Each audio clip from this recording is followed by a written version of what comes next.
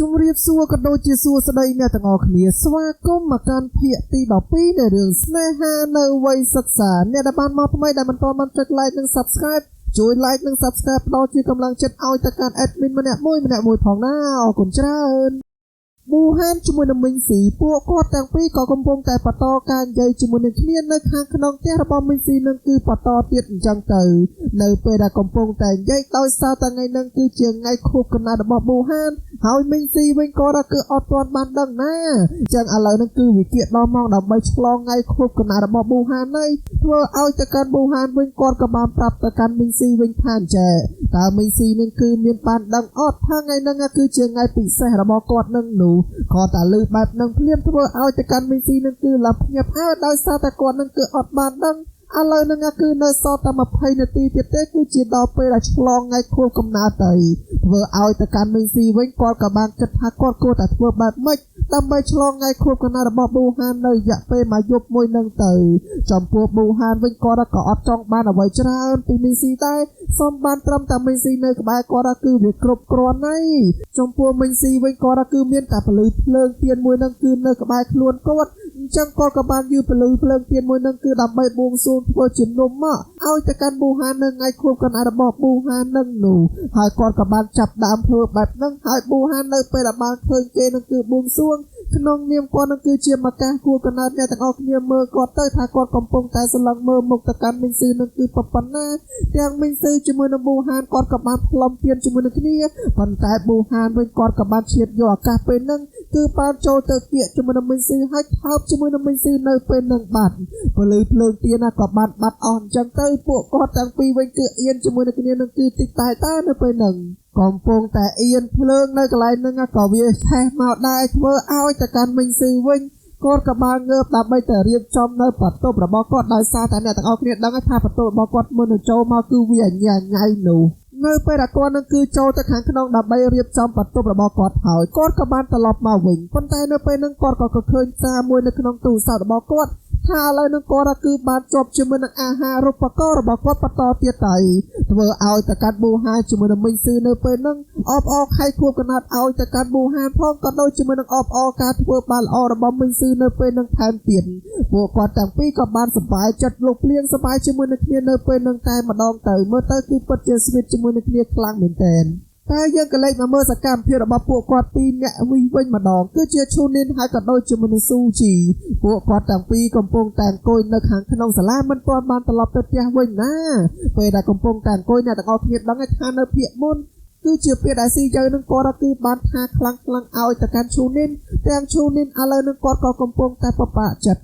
ចំណែកស៊ូជីវិញក្នុងនាមរបស់គាត់នឹងគឺជាអ្នកដែលស្និទ្ធស្នាលជាមួយនឹងឈូនីនអញ្ចឹងប្រកាសជាគាត់នឹងគឺបាននិយាយដើម្បីលើកទឹកចិត្តកុំឲ្យទៅកាន់ឈូនីននឹងគឺមានការគិតច្រើនពេកអីចំពោះឈូនីនវិញគាត់អត់បានគិតទេប៉ុន្តែចិត្តរបស់គាត់ឥឡូវនឹងគឺវារៀងឈឺចុកចាប់បន្តិចដោយសារតែមុននឹងគេគឺបានថាឲ្យគាត់នឹងគឺខ្លាំងពេកនឹងនោះកំពុងតែបបាក់ចិត្តបែបនឹងផងធ្វើឲ្យទៅកាន់ឈូនីនវិញគាត់ក៏បានសួរត្រង់ទៅកាន់ស៊ូជីវិញថាចេះតើស៊ូជីនឹងគឺនឹងគិតយ៉ាងម៉េចដែរអំពីទំនាក់ទំនងរបស់ពួកយើងទាំងពីរចំពោះស៊ូជីវិញគាត់ក៏បាននិយាយផ្សព្វថាគាត់នឹងគឺពិតជាចូលចិត្តជាមួយនឹងឈូនីននឹងមែនឈូនីនវិញគឺអត់ចង់លឺបែបហ្នឹងទេចង់ឲ្យគាត់នឹងគឺលឺតទៅជាម្ដងទៀតនោះសូមឲ្យទៅកាន់ស៊ូជីនឹងគឺនិយាយម្ដងទៀតបានអត់ទាំងគាត់នឹងគឺបិទភ្នែកទៅកាន់ស៊ូជីហើយជូតទឹកភ្នែករបស់គាត់ឲ្យទៅកាន់ស៊ូជីនឹងគឺនិយាយម្ដងទៀតមកចំពោះស៊ូជីវិញគាត់ក៏បានចាប់ដើមរៀបរាប់អំពីអ្វីដែលគាត់នឹងគឺបានជួបជាមួយនឹងឈូនីនកាលពីដំបូងនឹងនោះពេលនឹងកសែភ្នែករបស់ឈូនីនទោះបីជាភ្នែករបស់គាត់នឹងគឺធំយ៉ាងម៉េចក៏ដោយតែពលឺនៅក្នុងភ្នែករបស់គាត់គឺពិតជាភ្លឺបានល្អធ្វើឲ្យគាត់មើលហើយគឺមានភាពកក់ក្ដៅចំណែកឈូនីននៅពេលដែលបានស្ដាប់ឮទៅកាន់ស៊ូជីនឹងគឺនិយាយបែបហ្នឹងក្នុងចិត្តរបស់គាត់កដុកកដួលដល់កហើយលក់រំភើបខ្លាំងមែនទែនស៊ូជីគាត់ក៏បានបន្ថែមទៀតថានៅពេលដែលឈូនីននឹងគឺបានដឹងអំពីសុខភាពជើងរបស់គាត់ពេលនឹងហើយគឺជារឿងដែលគាត់នឹងគឺមិនអាចទៅនិយាយជាមួយនឹងពីណាគេបាន ប៉ុន្តែពេលនឹងគាត់គឺមានតែស៊ូជីតែម្នាក់ទេគឺជាស៊ូជីដែលបាននៅក្បែរគាត់ដែលបានលួមលោមគាត់ដែលបានហៅគាត់ដែលបានដេញគាត់នឹងគឺឲ្យទៅមន្ទីរពេទ្យជាបាលជំងឺជើងរបស់គាត់រហូតមកដល់ឥឡូវនឹងគាត់គឺអាចព្យាបាលបានច្រើនទៀតមើលទៅមនុស្សដែលនៅក្បែរគាត់គឺជាមនុស្សដែលពិសេសបំផុតសម្រាប់គាត់តែនៅក្បែរគាត់តែជំរុញគាត់ឲ្យគាត់នឹងគឺធ្វើល្អគ្រប់រឿងទាំងអស់តែម្ដងនិយាយបែបហ្នឹងហើយគាត់ក៏បានប្រាប់ទៅកាន់ឈូនីនតើឈូនីននឹងគឺបានដឹងអត់ថាអ្វីដែលឈូនីននឹងគឺបានធ្វើទាំងប្រមាណគាត់គឺពិតជាធ្លាក់ក្នុងលងស្នេហ៍របស់ឈូនីនហើយឈូនីនស្ដាប់ឮបែបហ្នឹងហើយរំភើបបានអ្នកទាំងអស់គ្នាហើយទឹកភ្នែកអាលេងអាឡងគឺបានចោះមកហើយធ្វើឲ្យទៅកាន់ស៊ូជីវិញគាត់ក៏បានជូតទឹកភ្នែកឲ្យទៅកាន់ឈូនីនចឹងទៅប្រាប់ទៅកាន់ឈូនីនថានេះគឺជាការពិតថាគាត់គឺពិតជាបានស្រឡាញ់ទៅកាន់ឈូនីនហើយតើឈូនីននឹងគឺយកព្រមទទួលយកក្តីស្រឡាញ់របស់គាត់ឬក៏អត់ទេឈូនីនក៏បានងក់ក្បាលធ្វើឲ្យទៅកាន់ស៊ូជីក៏បានផើបជាមួយនឹងឈូនីននៅពេលនឹងមួយបតោយ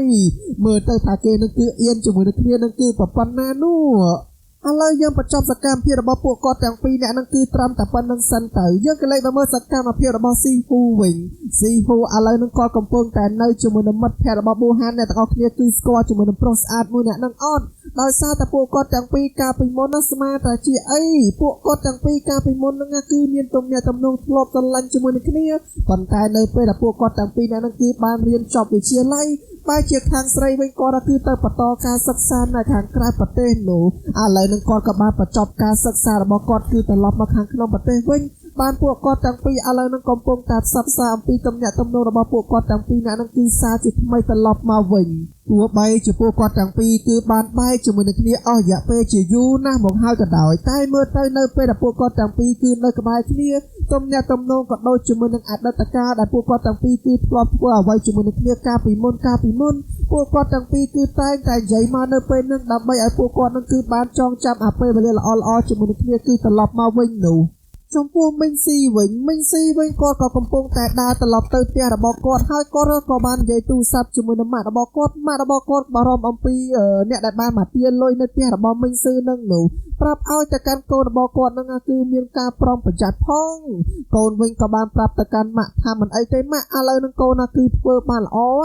ទាំងពេលដែលកំពុងតែនិយាយនឹងគាត់ក៏បានកលែងទៅខាងលើបន្តិចឃើញអ្នកដែលកំពុងតែតាមទាលុយរបស់គាត់ហើយមីងស៊ឺវិញចាំការទៀតដាក់មេប្រុសរត់ទៅពីរអ្នកនឹងក៏បានរត់ចុះមកដើម្បីតាមជាមួយនឹងមីងស៊ឺដែរចំពោះមីងស៊ឺនៅពេលដែលបានរត់ចុះមកដល់ខាងក្រោមឃើញជាមួយឡានមួយហើយអ្នកនៅក្នុងឡាននឹងគឺបានស្គាល់ជាមួយនឹងមីងស៊ឺគាត់ក៏បានចូលទៅខាងក្នុងឡាននឹងហើយគាត់ក៏បានបើកឡានចាក់ចេញទៅខាងក្រៅនៅពេលនឹងបាត់ទៅធ្វើឲ្យទៅកាន់ពីរអ្នកដែលកំពុងតែតាមជាមួយនឹងមីងស៊ឺឥឡូវនឹងគឺខលប្រាប់ទៅកាន់ចៅហ្វាយរបស់គាត់ថាគាត់មិនអាចទាលុយទៅវិញមីងស៊ឺនឹងគឺបាននោះទេចំណែកមីងស៊ឺដែលបានឡើងមកលើឡានជាមួយនឹងគេមិនគឺស្មានតែពីណាគេអ្នកនៅក្នុងឡានហ្នឹងគឺជាស៊ីហួរសឥឡូវនឹងស៊ីហួរជាមួយនឹងមីងស៊ឺពួកគាត់ទាំងពីរក៏កំពុងតែនិយាយជាមួយនឹងគ្នាដែរទាំងស៊ីហួរគាត់ក៏បានសួរទៅកាន់មីងស៊ឺថាពីរអ្នកមិញហ្នឹងគឺជាពីណាគេទៅ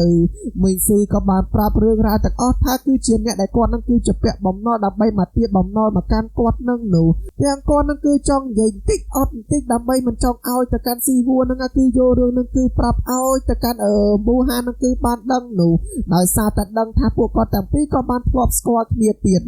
ចំណែកស៊ីហួរវិញទាំងអស់គ្នាគាត់មករកទៅកាន់មីងស៊ីនឹងគឺសាននឹងដើម្បីចង់ឲ្យទៅកាន់មីងស៊ីនឹងគឺជួយគាត់នឹងគឺមករឿងមួយ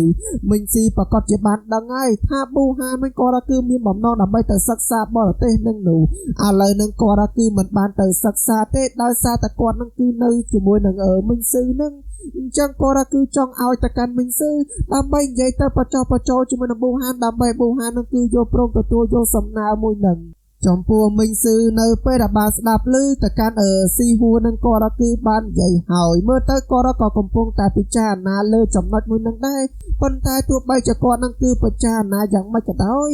គាត់ក៏មិនដឹងថាគាត់នឹងគួរតែបញ្ចុះបញ្ចូលឲ្យទៅកាន់ប៊ូហាននឹងគឺយ៉ាងម៉េចចំណែកស៊ីហួរវិញគាត់គឺប្រាប់ឲ្យទៅកាន់មីងស៊ីនឹងថាអញ្ចេះ បើសិនជាមីងស៊ីនឹងគឺបច្ចោឲ្យទៅកាន់ប៊ូហាននឹងគឺទៅសិក្សានៅក្រៅប្រទេសហើយមីងស៊ីនឹងក៏រកគឺទៅជាមួយនឹងប៊ូហានបើគាត់ជាប៊ូហាននឹងក៏រកគឺនឹងអាចមានភាគរយនឹងគឺទៅច្រើនជាងនិយាយបែបនឹងហើយធ្វើឲ្យទៅកាន់មីងស៊ីវិញក៏រកគឺកាន់តែគិតច្រើនដោយសារតែគាត់ក៏មិនចង់ទុកម៉ាក់របស់គាត់នឹងគឺនៅម្នាក់ឯងដែរអញ្ចឹងបានគាត់នឹងគឺនៅតែគិតអំពីចំណុចមួយនឹងប៉ុន្តែស៊ីហួរវិញក៏បានបច្ចោឲ្យទៅកាន់មីងស៊ីនឹងថាអញ្ចេះអំពីរឿងបំណុលក៏គឺអាចដោះស្រាយជំនួសទៅកាន់មីងស៊ីនឹងក៏បានដែរតែមីងស៊ីវិញក៏គឺមិនទទួលយកចំណុចមួយនឹងទេប៉ុន្តែបែរជាគាត់នឹងគឺទទួលជួយទៅកាន់ស៊ីហួរទៅវិញប្រាប់ទៅកាន់ស៊ីហួរវិញថាអញ្ចេះចាំគាត់នឹងគឺទៅនិយាយជាមួយនឹងប៊ូហានក៏បានដែរដើម្បីបច្ចោឲ្យទៅកាន់ប៊ូហាននឹងគឺទៅសិក្សានៅក្រៅប្រទេសប៉ុន្តែក៏គឺអត់ទៅជាមួយនឹងប៊ូហាននោះទេឬបែបនឹងហើយធ្វើឲ្យទៅកាន់ស៊ីយើងមិនដឹងថាគាត់នឹងគួរតែនិយាយយ៉ាងម៉េចប្រាប់ឲ្យបច្ចោទៅកាន់មីងស៊ីទេនេះមីងស៊ីវិញក៏គឺសុំតែម្យ៉ាងទេកុំឲ្យទៅកាន់ស៊ីហួរនឹងគឺយករឿងពាក់ព័ន្ធជាមួយនឹងការជំពាក់បំណុលរបស់គាត់ឲ្យទៅកាន់ប៊ូហានឲ្យប៊ូហាននឹងគឺបានដឹងអីចំណែកស៊ីហួរវិញនៅពេលដែលគាត់នឹងគឺបានលឺហើយក៏គាត់នឹងគឺទទួលតាមសំណើរបស់មីងស៊ីនៅពេលនឹងដែរមីងស៊ីនៅពេលដែលបានបញ្ចប់ការនិយាយជាមួយនឹងស៊ីហួរហើយឥឡូវនេះគាត់ក៏កំពុងតែរត់ត្រឡប់ទៅផ្ទះរបស់គាត់វិញកំពុងតែរត់នឹងគាត់ក៏បានគិតពាក្យសម្ដីរបស់ស៊ីហួរដែលស៊ីហួរនឹងគឺបាននិយាយមុននឹងជាមួយនឹងគាត់នឹងនោះគិតរហូតដល់គាត់នឹងគឺរត់មកដល់ចំណុចមួយទាំងគាត់នឹងគឺមិនទាន់ត្រឡប់ទៅផ្ទះនឹងអង្គុយនៅកន្លែងនឹងសិនគាត់តែគាត់នឹងគឺបានអង្គុយនឹងគឺបានមកផ្លែតភ្លាមស្រាប់តែស៊ីវ៉ាន់នឹងគាត់ក៏បានយកទឹកមកដើម្បីមកអង្គុយនៅក្បែរជាមួយនឹងមីងស៊ីនៅពេលនឹងបាត់មីងស៊ីក៏បានសួរទៅកាន់ស៊ីវ៉ាន់ហេតុអីបានស៊ីវ៉ាន់នឹងគឺមកកន្លែងនឹងអញ្ចឹងស៊ីវ៉ាន់វិញគឺឃើញទៅកាន់មីងស៊ីនឹងគឺមកអញ្ចឹងមកគាត់នឹងគឺមកហើយគឺយកអីឲ្យទៅកាន់មីងស៊ីញ៉ាំហើយផឹកខ្លះមីងស៊ីដោយសារតែអារម្មណ៍មិនសូវល្អអញ្ចឹងគាត់ក៏មិនចង់ទទួលយកអ្វីដែលស៊ីវ៉ាន់នឹងគឺបានឲ្យគាត់ដែរស៊ីវ៉ាន់វិញគាត់ក៏បានដឹងថាមីងស៊ូគាត់ក៏កំពុងតែប្របាក់ចិត្តដែរនឹងអញ្ចឹងឥឡូវនឹងគាត់គឺព្យាយាមនិយាយម៉េចដើម្បីឲ្យទៅកាន់មីងស៊ូនឹងគឺទទួលបានអារម្មណ៍សប្បាយចិត្តត្រឡប់មកវិញនោះហើយមើលទៅទឹកមុខរបស់មីងស៊ូវិញគឺសងស្ងាត់ដល់កហើយចំណែកស៊ីវ៉ាន់វិញគាត់ក៏បានចាប់ដើមសួរសំណួរខ្លះពាក់ព័ន្ធជាមួយនឹងការខ្លាចទឹករបស់មីងស៊ូនឹងនោះមូលហេតុអីបានធ្វើឲ្យទៅកាន់មីងស៊ូនឹងគឺខ្លាចទឹកនឹងគឺខ្លាំងម្ល៉េះឥឡូវយើងមកដឹងអំពីមូលហេតុថាហេតុអីបានមីងស៊ូនឹងគឺមានការខ្លាចទឹកនឹងគឺខ្លាំងម៉េះដោយពេលហ្នឹងមើលទៅគាត់ដូចជានៅក្មេងទេហើយគាត់គឺបានឃើញប៉ារបស់គាត់គឺលងទឹកនឹងនោះគាត់គឺអត់ចេះឲ្យទឹកក៏មិនអាចជួយនឹងប៉ារបស់គាត់បានត្រឹមតែរត់ទៅហៅគេដើម្បីឲ្យជួយនោះតែនៅពេលដែលបានមកដល់វិញមានអីប៉ារបស់គាត់គឺបានលងទឹកនឹងគឺចូលទៅខាងក្នុងបាត់ហើយមើលនឹងហើយគឺជាវិបត្តិសារីរបស់មីងស៊ូដែលធ្វើឲ្យទៅកាន់មីងស៊ូនឹងគឺខ្លាចទឹកហើយគាត់គឺមិនចង់ឃើញទស្សនវិជ្ជាបែបនឹងខ្លាចចិត្តអាណិតទៅកាន់ឪពុករបស់គាត់នឹងនោះហើយគាត់គឺបន្ទោសទៅកាន់ខ្លួនគាត់ទៀតថាបើសិនជាពេលហ្នឹងគាត់គឺបានទៅហៅគេឲ្យមកជួយទៅកាន់ឪពុករបស់គាត់នឹងគឺបានលឿនជាងតែ2នាទីព្រោះគាត់ជាឪពុករបស់គាត់គឺអាចរស់ចំណែកស៊ីវ៉ាន់នៅពេលដែលគាត់នឹងគឺបានស្ដាប់ឮហើយមានតែនិយាយលើកទឹកចិត្តទៅកាន់មីងស៊ូនឹងទេដោយសារតែពេលវេលាគឺវាកន្លងផុតទៅបាត់ហើយអញ្ចឹងកុំឲ្យមីងស៊ូនឹងគឺដាក់សម្ពាធទៅលើខ្លួនគាត់នឹងគឺច្រើនពេកអីតែមីងស៊ូវិញអត់គិតអារឿងនឹងគឺវាមិនកើតនៅតែបន្ទោសទៅកាន់ខ្លួនគាត់រហូតមកដល់សពថ្ងៃតែទោះបីជាគាត់នឹងគឺមានអារម្មណ៍ថាអត់សូវសប្បាយចិត្តយ៉ាងម៉េចក៏ដោយអ្នកទាំងអស់គ្នាគាត់គឺខើតែខំប្រឹងដើរទៅខាងមុខបន្តទៀតអំពីអនាគតរបស់គាត់នឹងគាត់គឺនៅតែដើរទៅខាងមុខអញ្ចឹងហើយគាត់ក៏សន្យាជាមួយនឹងខ្លួនគាត់ថាគាត់គឺនឹងព្យាយាមធ្វើឲ្យបានល្អបំផុតតែម្ដងចំណែកស៊ីវ៉ាន់នៅពេលដែលបានស្ដាប់ឮហើយមានតែជំរុញលើកទឹកចិត្តឲ្យទៅកាន់មីងស៊ូនឹងគឺខំប្រឹងបន្តទៀតចំពោះមីងស៊ូវិញនិយាយថាមានស្នាមញញឹមមកបន្តិចហើយបន្ទាប់ពីបានបញ្ចេញពាក្យក្នុងចិត្តរបស់គាត់ជាច្រើនដែលគាត់នឹងគឺបានបៀនទុកយូរឥឡូវនឹងគឺបាននិយាយឲ្យទៅកាន់ស៊ីវ៉ាន់ហើយគឺញ៉ាំរបស់ស៊ីវ៉ាន់នឹងគឺបានទិញឲ្យគាត់មុននឹងទៀតឥឡូវយើងក៏លេខមកមើលសកម្មភាពរបស់ស៊ីហួរក៏ដូចជាមួយនឹងម៉ាក់របស់ប៊ូហានវិញពួកគាត់ទាំងពីរក៏បានមកនិយាយជាមួយនឹងគ្នានៅកន្លែងមួយចឹងទៅនៅពេលដែលកំពុងតែនិយាយនឹងមើលទៅពួកគាត់ទាំងពីរដូចជានឹករលឹកជាមួយនឹងគ្នាដែរដូចជាធ្លាប់ស្គាល់ជាមួយនឹងគ្នាស្គាល់ជាមួយនឹងគ្នាតាំងពីពេលណាប្រពៃណីមកនឹងដែរនឹងហើយម៉ាក់របស់ប៊ូហាននឹងគឺហៅជាមួយនឹងស៊ីហួរនឹងគឺមកជួបជាមួយនឹងគាត់ដោយសារតែគាត់នៅតែចង់ឲ្យទៅកាន់ស៊ីហួរគឺទៅនិយាយបច្ចោះបច្ចោដើម្បីឲ្យទៅកាន់កូនប្រុសរបស់គាត់ទៅបន្ត ការសិក្សានៅក្រៅប្រទេសនោះចំណែកស៊ីហួរវិញគាត់ក៏ហំប្រឹងជួយជាមួយនឹងរឿងមួយនឹងដែរហើយគាត់គឺបានឲ្យទៅកាន់មីងស៊ីនឹងគឺជួយថែមទៀតម៉ាក់របស់ប៊ូហាននៅពេលដែលបានឮឈ្មោះរបស់មីងស៊ីហើយឥឡូវនេះបែរជាគាត់នឹងគឺមានអារម្មណ៍ថាណិតមានអារម្មណ៍ថាចូលចិត្តទៅកាន់ចរិតរបស់មីងស៊ីប៉ុន្តែខតាគាត់នឹងគឺពិតជាចង់ឲ្យទៅកាន់កូនប្រុសរបស់គាត់ទៅបន្តការសិក្សាហើយបញ្ចប់ការសិក្សារបស់គាត់គឺដើម្បីមកត្រឡប់មកចូលគប់ជាមួយនឹងមីងស៊ីវិញក៏បានដែរតែមើលទៅកូនប្រុសរបស់គាត់ដូចជាមិនសូវពេញចិត្តជាមួយនឹងអ្វីដែលគាត់នឹងគឺបានណែនាំសោះអញ្ចឹងបានគាត់នឹងគឺចង់ឲ្យទៅកាន់ស៊ីហួរនឹងគឺបានទៅនិយាយបញ្ចុះបញ្ចូលនឹងនោះចំពោះស៊ីហួរវិញគាត់គឺខំប្រឹងដែរហ្នឹងហើយគាត់ក៏បាននិយាយជាមួយនឹងមីងស៊ីនឹងគឺហើយដែរទាំងពេលដែលបានឮបែបហ្នឹងហើយម៉ាក់របស់ប៊ូហានវិញគឺចង់ឲ្យទៅកាន់មីងស៊ីនឹងគឺមកជួបគាត់ឥឡូវនឹងតែម្ដង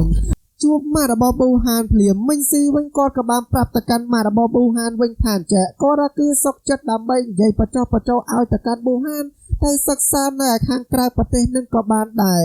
ម៉ាក់របស់ប៊ូហាននៅពេលដែលបានឮបែបហ្នឹងហើយគាត់គឺពិតជាមានអារម្មណ៍ថាសប្បាយចិត្តអរគុណទៅកាន់មីងស៊ីនឹងមែនទែនតាមមីងស៊ីនឹងគឺបានយកព្រមដើម្បីជួយគាត់នោះប៉ុន្តែមីងស៊ីគឺនៅតែមានករណីមួយអញ្ចឹងអ្នកទាំងអស់គ្នាគាត់គឺមិនបានទៅក្រៅប្រទេសនឹងជាមួយនឹងប៊ូហាននោះទេហើយគាត់ក៏សូមឲ្យទៅកាន់ពួកគាត់ពីរនាក់នឹងយករឿងមួយនឹងគឺទុកជាអាកំបាំងរបស់ពួកយើងទាំងអស់គ្នានឹងចោគាត់ក៏មិនចង់ឲ្យទៅកាន់ប៊ូហាននឹងគឺបានដឹងរឿងមួយនឹងទៀតមើលទៅមីងស៊ីវិញគាត់គឺពិតជាលះបង់ច្រើនខ្លាំងមែនទែនដើម្បីទៅនិយាយជាមួយនឹងប៊ូហានហើយម៉ាក់របស់ប៊ូហានក៏ដូចជាមួយនឹងស៊ីហួរនៅពេលដែលបានឃើញការបដិញ្ញាចិត្តរបស់មីងស៊ីបែបហ្នឹងគឺអត់ក៏មិនដឹងថានិយាយថាមិនជាមួយនឹងមីងស៊ីដែរអញ្ចឹងមានតែគោរពតាមការសម្រេចចិត្តរបស់មីងស៊ីនឹងទៅបន្តមកទៀតមីងស៊ីគាត់ក៏បានមកមើលទៅកាន់ប៊ូហាននឹងគឺវឹកហាត់ជាមួយនឹងបាល់បោះរបស់គាត់តែមើលទៅគាត់គឺចេះតែផ្លឹករហូតដល់ប៊ូហានគាត់ក៏បានសួរទៅកាន់មីងស៊ីតើថ្ងៃហ្នឹងមីងស៊ីនឹងគឺមានអារម្មណ៍ថាមិនសូវសប្បាយចិត្តមែនចំពោះមីងស៊ីវិញគាត់ក៏កំពុងតែគិតអំពីការរៀនរបស់គាត់អញ្ចឹងបានគាត់នឹងគឺមិនសូវសប្បាយចិត្តឮឃើញបែបហ្នឹងហើយប៊ូហានក៏បានប្រាប់ទៅកាន់មីងស៊ីដោយសារតែថ្ងៃហ្នឹងការវឹកហាត់របស់គាត់នឹងគឺចប់ហើយអញ្ចឹងគាត់គឺចង់ប្រមូលទៅកាន់មីងស៊ីទៅញ៉ាំអីជាមួយនឹងគ្នាបានអត់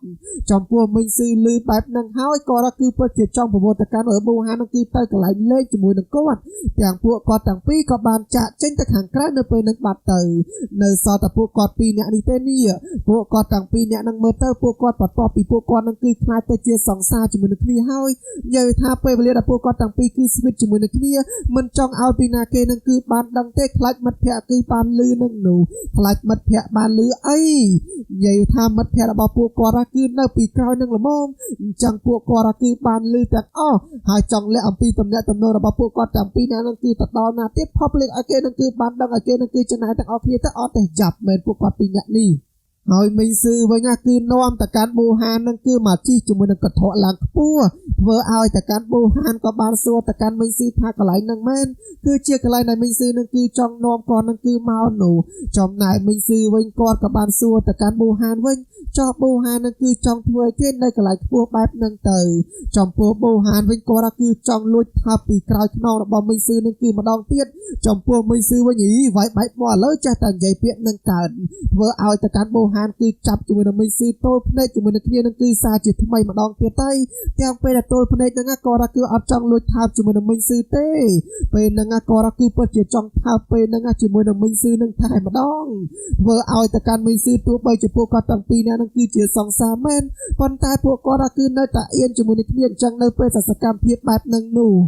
ប៊ូហានវិញគាត់ក៏បានថើបទៅកាន់មីងស៊ីហើយមីងស៊ីវិញគាត់ក៏បានប្រាប់ទៅកាន់ប៊ូហានចេះតែធ្វើបែបនឹងកើតសាក្រគឺឈប់ធ្វើបែបនឹងទៀតដឹងនៅហើយប៊ូហានវិញគាត់ក៏បានតម្រេចខ្លួនរបស់គាត់អញ្ចឹងទៅធ្វើឲ្យមីងស៊ីវិញគាត់ក៏បានប្រាប់ទៅកាន់ប៊ូហានថាចេះនៅក្រុងរបស់ពួកយើងគឺមានកន្លែងណាគេខ្ពស់ជាងកន្លែងនឹងទៀតអត់ចំពោះប៊ូហានវិញមើលទៅគាត់គឺស្គាល់អាគារច្រើនណាថាខ្ពស់ជាងហ្នឹងតែមីងស៊ីវិញគាត់គឺចង់ខ្ពស់បែបនឹងជាមួយនឹងប៊ូហានគាត់គឺគ្រប់គ្រាន់ហើយនៅពេលដែលបាននិយាយបែបនឹងហើយមើលទៅកាន់ពួកគាត់ទាំងពីរពួកគាត់គឺបើជានឹកឃើញបើជាគិតអំពីរឿងដែលមីងស៊ីនឹងគឺចង់និយាយនឹងនោះអ្នកទាំងអស់គ្នាដឹងហើយថាមីងស៊ីនឹងគឺចង់បញ្ចុះបញ្ចូលឲ្យទៅកាន់ប៊ូហាននឹងគឺទៅសិក្សានៅក្រៅប្រទេសអញ្ចឹងឥឡូវនឹងគាត់ក៏បានប្រាប់ទៅកាន់ប៊ូហានថាចេះ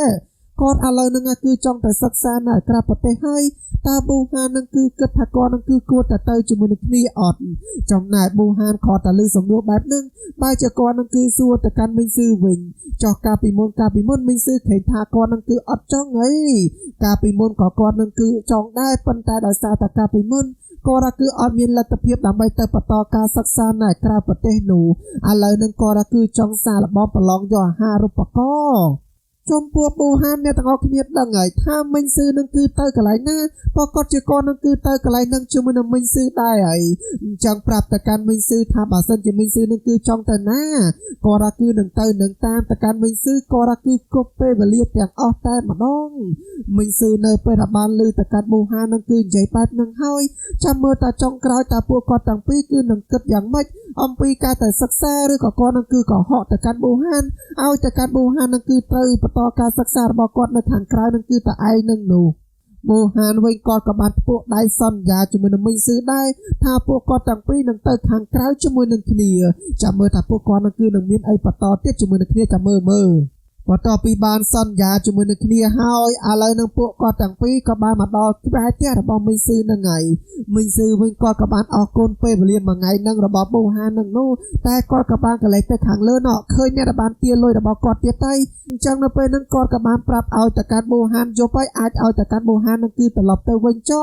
ចំពោះប៊ូហានវិញគឺចង់ជូនគេនឹងគឺដើម្បីឲ្យដល់មាត់ទ្វារតែម្ដងមីងស៊ឺវិញគឺប្រាប់ថាថ្ងៃហ្នឹងអាកាសធាតុមិនល្អទេតាមគាត់ដឹងប្រហែលជាមានភ្លៀងអញ្ចឹងគាត់បារម្ភទៅកាន់ប៊ូហាននឹងឲ្យទៅកាន់ប៊ូហាននឹងគឺឆាប់ទៅចោប៊ូហានគាត់តែគេនឹងគឺនិយាយថាបារម្ភទៅកាន់ខ្លួនគាត់ភ្លាមគាត់ក៏បានប្រាប់ថាអូខេឥឡូវនឹងគាត់គឺលាតែប៉ុណ្្នឹងក៏បានដែរអញ្ចឹងប៊ូហានវិញគាត់ក៏បានត្រឡប់ទៅផ្ទះរបស់គាត់វិញទៅបាយជាមួយនឹងមីងស៊ឺចំពោះមីងស៊ឺវិញគាត់ក៏បានឡើងមកដល់ខាងលើនឹងដើម្បីចរចាជាមួយនឹងពួកគាត់ពីរនាក់នេះដែរប្រាប់ទៅកាន់ពួកគាត់ពីរនាក់នឹងថាគាត់នឹងគឺបានឲ្យលុយទៅអស់ហើយតើហេតុអីបានពួកគាត់ពីរនាក់នឹងគឺនៅតែទាគាត់វិញទៀតអញ្ចឹងចំពោះពួកគាត់ពីរនាក់នឹងអាលុយដែលជាពាក់នឹងគឺសងអស់ហើយប៉ុន្តែគាត់គឺនៅមកទាការពីមីងស៊ឺនឹងបន្តទៀតចំពោះមីងស៊ឺនឹងគឺមិនមានការឲ្យទៅកាន់គេនឹងគឺបន្តទៀតទៅទាំងមានលិខិតសន្យារបស់ប៉ារបស់មីងស៊ឺទៀតដោយសារតែប៉ារបស់មីងស៊ឺជាពាក់សោះប៉ុន្តែមីងស៊ឺគឺជាអ្នកសងអរគុណអ្នកទាំងអស់គ្នាខ្លាំងមែនទែនដែលបានតាមដានទស្សនាតាំងពីដើមរហូតដល់ចប់ចាំជួបជាមួយនឹង admin ភាគទី13បន្តទៀតបាយអ្នកទាំងអស់គ្នា Good night